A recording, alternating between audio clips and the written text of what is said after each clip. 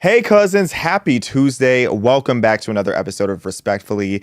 And I feel like it's been a minute since I've been live on here talking to you guys. Last week we had some very special episodes, an expose, dare I say, where we talked about the Damori Hadley story. If you have not gone and watched that yet, I am begging and pleading for you to watch and share that story because that is a story that has been suppressed by pretty much every major outlet. You have these powerful figures at Rock Nation who are allegedly going out of their way to make sure that the truth of them being exposed and all the corrupt things that they are allegedly doing to keep people quiet or afraid in Hollywood, they don't want that to be out there. So to be able to sit down with Damori Hadley, the daughter of Desiree Perez, who is the CEO of Rock Nation, that was a very powerful thing. And we were actually the last people that were able to interview Damori Hadley because hours, and I mean hours after we finished our interview, she ended up having a gag order put onto her. So if you haven't seen this situation yet, it's way too much for me to summarize. You need to go back and watch that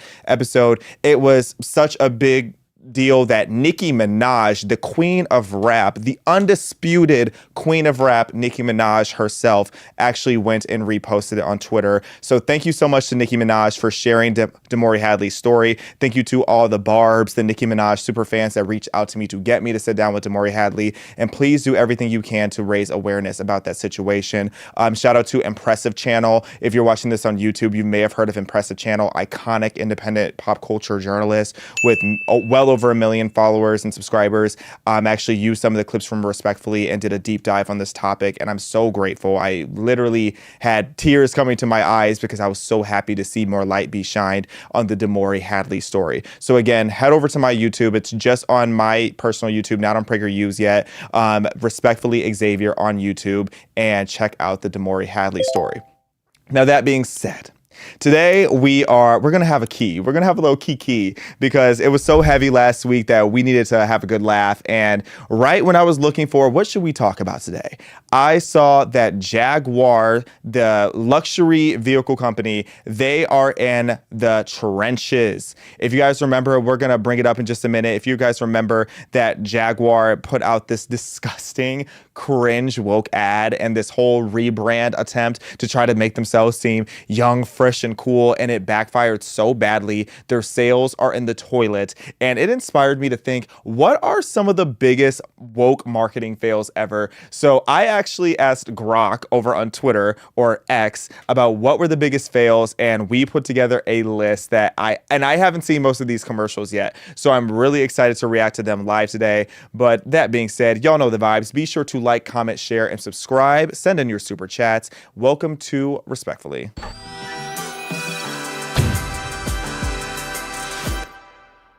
Okay, so let's just go ahead, just to even start, before I even talk about the Jaguar ad, for anyone who had the pleasure of not seeing it yet, my bad, but I need y'all to see this Jaguar ad that has just led to all this turmoil. Busted looking. Create exuberant. Live vivid. Delete ordinary.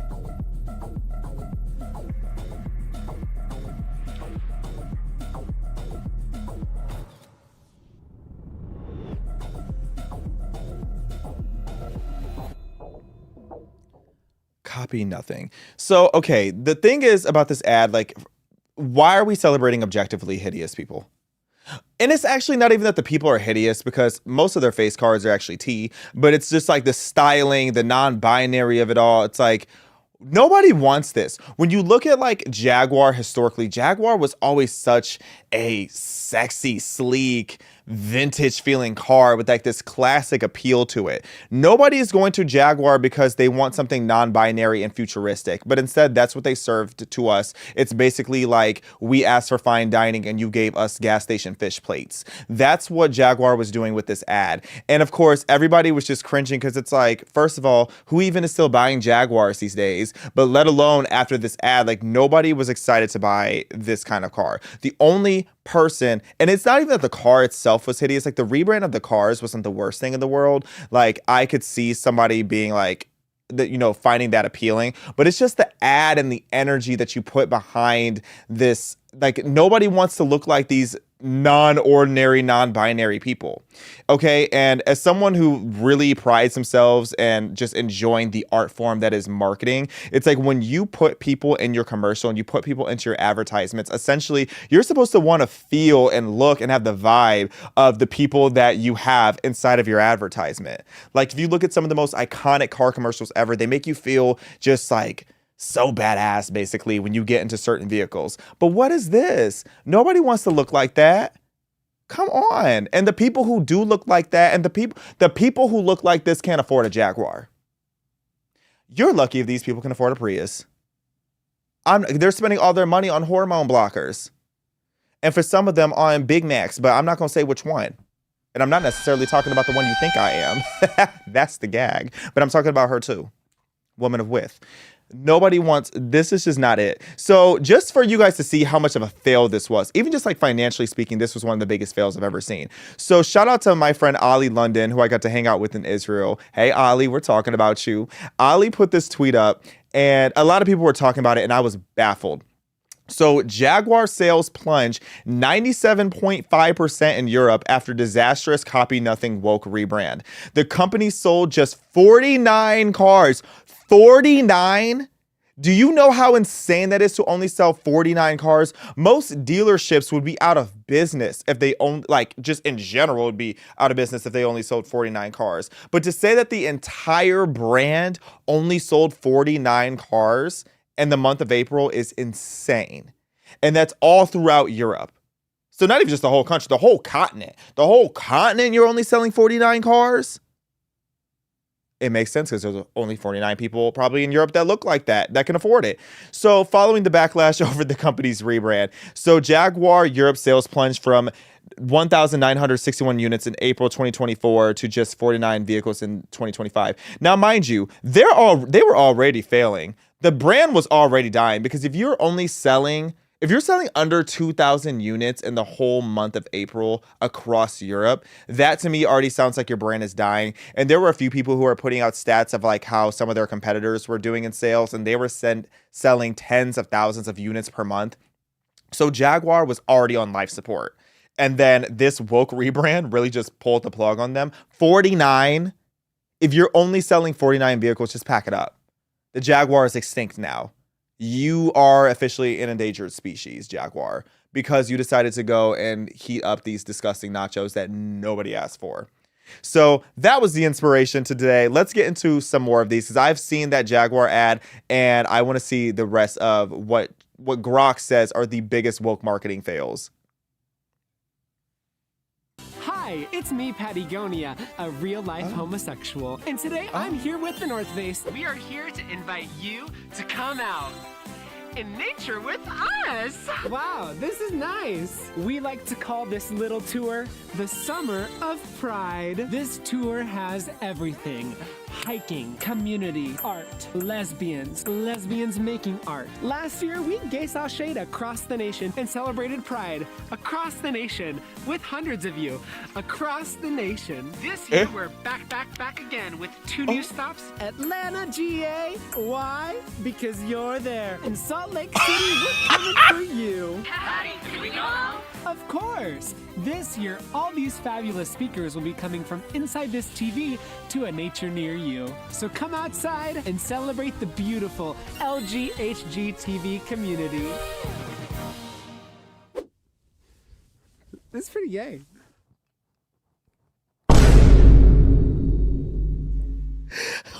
Bruh. That was so stupid. I've never seen that one. Okay, I'm literally... First of all, I just know that ad made so many more people homophobic. I just know it. Because, you know what? What I can at least respect is that it sounds like that guy identifies as a gay dude and not just like a tranny. I mean, at least... Can I say this? I mean, Pride Month's over now. Can we have an honest conversation? Is this a safe space? Because that was insane. So Patagonia is this outdoor brand. I mean, is that their target audience? Gay outdoor people? I don't even know what to say about how chaotic that was. It was at least funny. It was clever. But I really want to know I'm curious about how bad the backlash of this was. Pattie Gonia is crazy. A real life homosexual as opposed to what? A fake one? An AI one? And then also it's just like the groomer of it all. Like just the nature of no pun intended, but just like the overall nature of this just feels like I feel like I need to go like wash my clothes. Like it's just like put on some hand sanitizer watching this. Mr. Rodriguez, how do you feel about this? I need to know Mr. Rodriguez's opinion on this right now. I mean, I'm confused. I'm real Don't confused. say that to Patagonia because he might start thinking you're confused about something else, but at least Patagonia knows his gender. Right. But I am just at a loss. I don't even know how. I mean, who approved this? I mean, you have to think to yourself too, with this such established company. You're like, wow, like somebody had to write this up and go through a board and yeah, we got something here. And then they're like, genius, great idea. This absolutely makes sense. And just to see Pattie Gonia don't even look like he's doing much hiking at all. Right. Like, what? See, that's what's throwing me off. It's like, nobody in nature is looking like that. The only time you see people dressed like that outside is a Pride festival, and usually it's because they're on their way to have sex in public.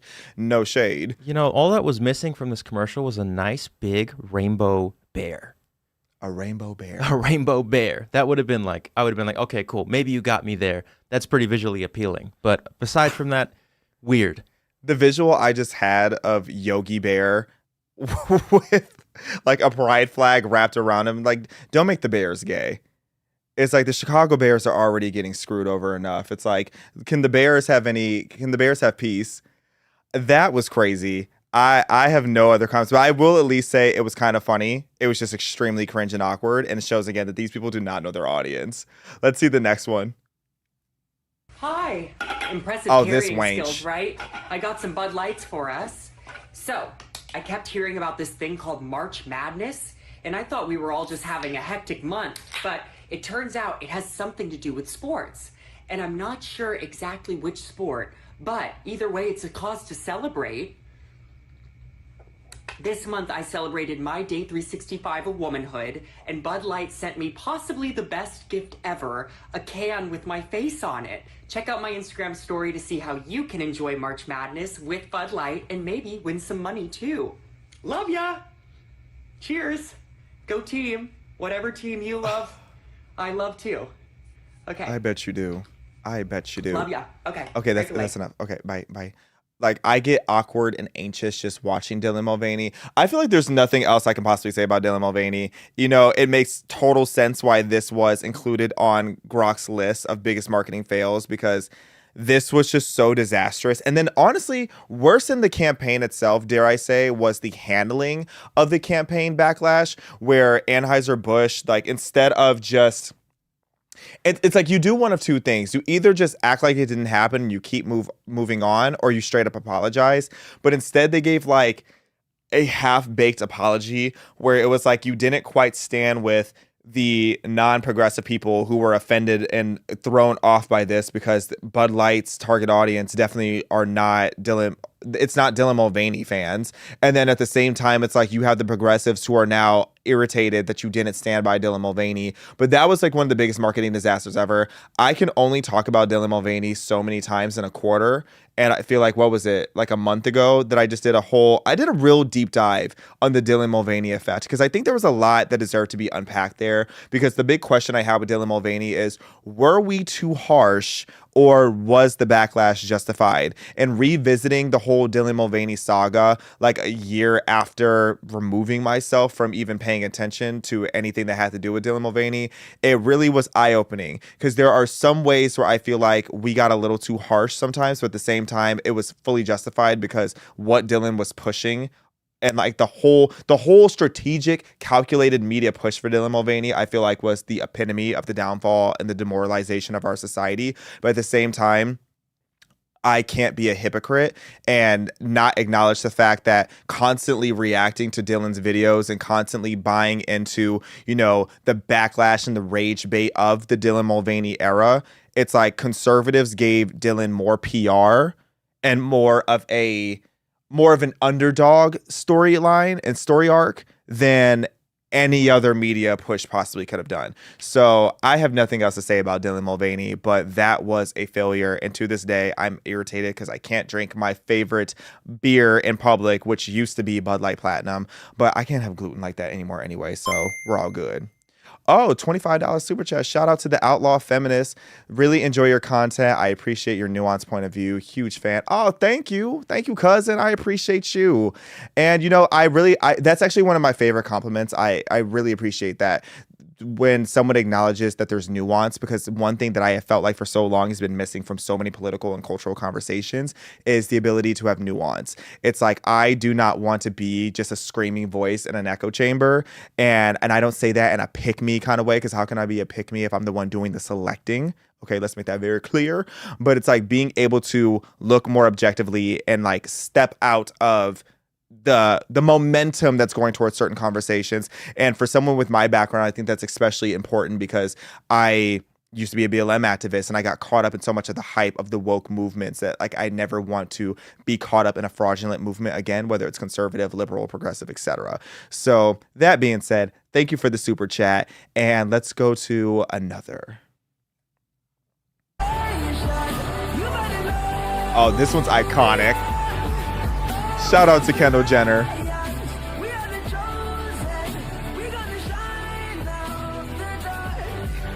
We're the Chosen is crazy on this.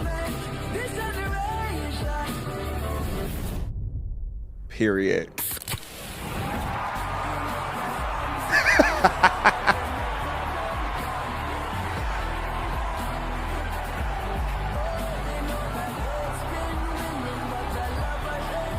This is so stupid. Whew. Okay, everybody on this team should have been fired.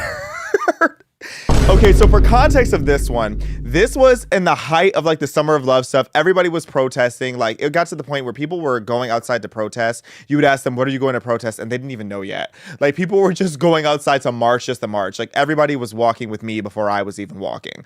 Like, and I can't even lie. Like back in this era, I was protesting in BLM and doing all that kind of stuff too. And I was a clown. I was such a clown. But the whole premise of this is this, this idea that privileged supermodel Nepo baby Kendall Jenner respectfully walks up to this police officer and single-handedly ended wars and healed society by handing a police officer a Pepsi. You have women in hijabs gagged that Kendall Jenner just handed this man a Pepsi. You have lesbians, you have Stop Asian Hate, you have Rihanna's ex-boyfriend that used to hit her. You have all these different demographics just cheering and jumping up and down because Kendall Jenner gave this police officer a Pepsi. And you know what I will say, Kendall was so young when this happened, because I think Kendall's a year older than me. This was like 5 years ago. So I would guess she was in her 24-ish. She was definitely in her mid-20s. She didn't know any better. She was getting her bag with the Pepsi deal. The backlash that Kendall Jenner got, I think, was really unfair. I think, it was naive of her to do this, but it's not her job to be the marketing expert, okay? It's like her job was to be a supermodel, walk up, do the campaign. Your logistics team and your campaign team are who are supposed to be the ones that do like the risk analysis. Why does this woman in a hijab have a nose ring? That just clicked to me. Are they boom? Haram. Ain't that against Sharia law? How are you in a hijab with a nose ring? Are there any Muslims in the live chat? Is that allowed? Is that allowed in Islam? Is that? I'm genuinely curious. If not, haram. Like, how are you going to have three different types of inclusivity at the same time? And the gag is, that's probably a Hispanic woman. That's the funniest part. I bet you that's a Hispanic woman who lied and got the role. Bet. Look into it. Actually, then again, with that nose isn't giving Hispanic. That's definitely giving Middle Eastern. No shade. Beautiful nose. Beautiful girl. And a hijab with a nose ring. Haram. So, all that to say, lesbians. So, this whole thing. But no, it was crazy that Kendall got the backlash. But Pepsi, it's like, what were you thinking? You really thought it wasn't tone deaf. Even as somebody who in retrospect doesn't even like BLM anymore, that was so tone deaf. Like, to think that you can just heal wars and end all of society. That's basically like if someone just said, like, chill out, bro. And you just can't, like, you just ended the war in Gaza. Like, you single-handedly just restored peace in Judea by handing somebody a can of diabetes. That's what you did? That was crazy. That was actually just horrible, piss poor marketing. And whoever put that on the board, like, I get what you were going for, but that was a crash and burn, like, just unprecedented levels. And then, oh, we got another super chat. Oh, y'all got a little coin on y'all today. Thank you. So, convinced that Xavier is Carl Anthony Towns' long lost brother. Next level zesty. Love you, Xavier Anthony Towns. Period. You know what? The zesty allegations, I'll accept it because it's your girl's favorite flavor. Oh, you know what? Maybe. You know what? I don't think we're long lost brothers because my mama's not a thought. But you know what? Shout out to Jake. That's not my long lost brother, but it probably is my cousin. We're all cousins around here. When you round up, we all go back to Judea in some way or another. Well, not all. We're not all chosen, but no shade. But, you know, we could be long lost cousins. And shout out to my zesty brother, my zesty cousin that is out there. Let's keep going. Let's do one more, and then after this next one, everybody move over to my personal YouTube. We are cutting the feed from all the other channels that Respectfully is on. I want you guys to come over to my personal YouTube. Rent is due. It is the 1st of the month. So come over to my YouTube, take a break, type in Respectfully Xavier. Again, it is Xaviaer. Again, Xaviaer, Respectfully Xavier. Head over to my YouTube or just youtube.com/@Xavier and come over to my YouTube so we can continue the feed. And we're going to do one more before we move over to my YouTube. You want to see somebody that responds to your house, your emergency, whether it's a medical call or a fire call, that looks like you. It gives that person a little bit more ease, knowing that somebody might understand their situation better. Is she strong enough to do this? Or you couldn't carry my husband out of a fire, which my response is, he got himself in the wrong place if I have to carry him out of a fire. Slow. First of all, the lesbian is running slow. So no, I don't care. No. If my house is on fire, God forbid. If you think that I care about what the person looks like that is coming to rescue my family and loved ones out of a fire, you're insane. Like, you're actually insane. I also find it funny that like, visibly they both look like lesbians. They're talking about we need more female firefighters. Where are the girly pops? No girly pop. Shout out to the lesbians this episode. It's just so funny to me. Whoever, find me one person on this planet who has had an emergency, a fire situation, and what they care about is for the department to get together and be like, okay, we got to make sure that there is DEI on the squad. We need to make sure that there is a black person, a Jew, a gay, and maybe even somebody disabled to come and rescue this person from a fire. Like, that's just such clownery. Absolute clownery. I'm also surprised that, is this a company? This is just firefighters in general, Mr. Rodriguez? That Grok pulled up? Yeah, I think this is, let me double check to make sure it's produced by, I'm wondering who produced it. Because I'm just curious, who is funding that? Like, who says we're going to use our money, we're going to use our 8K cameras? I believe that's from legit, like, the Los Angeles Fire Department. So that was like a... Of course it is. Oh, let me sit up because now that just pissed me off. So you're telling me, y'all gonna stop clowning me about always having to fight with this earpiece. I can't stand this earpiece. You're telling me Karen Bass, you wench. Of course it was Karen Bass, the black lesbian, that is funding for the fire department to sit here and go on this whole tirade about the fact that we want people to come save us in fires that look like us.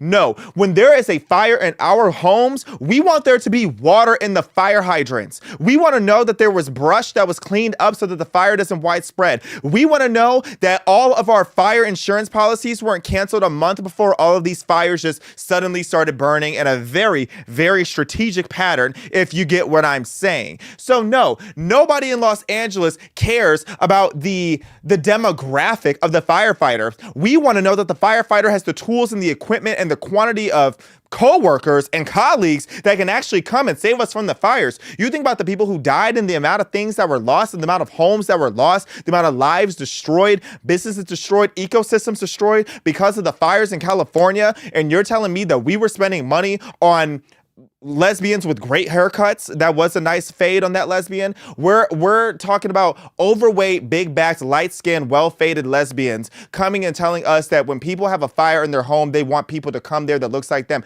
No, we don't. We want people to come that look like they have water in the fire hydrants. That's what we want. That's what we want. I don't care about you. Oh my goodness, that just made me so mad because it had to be LA. It had to be LA. How has she not been recalled? You know what? When it comes to Los Angeles, I love Los Angeles, but people are like, what's it going to take? What's it going to take for Los Angeles to finally start voting these people out and for Los Angeles to start getting itself together? Los Angeles has not been destroyed enough. Los Angeles has not been set on fire enough. Los Angeles has not been taken over by drugs and homeless and chaotic, dangerous people enough. Because once we have had enough abuse from our own elected officials and had enough abuse from the system that the people have put in power, then we will do what it takes to make the replacements that are necessary. We will do what it takes to make we will do what it takes to have the call to action to save Los Angeles. Because I love Los Angeles. Okay, I just had a video go viral like a week or two ago because people were asking me, like, if I'm conservative, why do I live in LA? And I had to let y'all know it's because I don't eat gluten, I don't eat dairy, I don't like humidity, I don't like snow. I've been wronged by way too many obese people. I don't like poverty. So I have to stay in Los Angeles. And plus, PragerU is here, Air One is here, so I'm staying in Los Angeles. But that being said, I want to fight for Los Angeles. But Los Angeles has to fight for Los Angeles. Los Angeles has to want more for itself. Because we just saw the Pacific Palisades, Mr. Rodriguez on me, 501c3. Let me just go ahead and put out a disclaimer. PragerU is a 501c3 nonprofit, and we do not endorse political candidates or political parties. What you just heard was an opinion of me. Me, period. Which is a great reminder, actually, to head over to my personal YouTube. But all that to say, the call to action of saving Los Angeles will happen when the people of Los Angeles have been abused enough. Okay? So before we have any more 501c3 guideline violations, which it wasn't a violation because it was my personal opinion. That wasn't PragerU. So head over to my personal YouTube at Xavier. That is PragerU, that is youtube.com/@Xavier, or just type in Xaviaer on YouTube. We are continuing the stream with way more cringe things to react to over on my personal YouTube. So grab a snack and come on back. We still have a show to do. Come over to Respectfully Xavier YouTube. Now let's go to the next one. See, Mr. Rodriguez keeps me in line on this channel, child.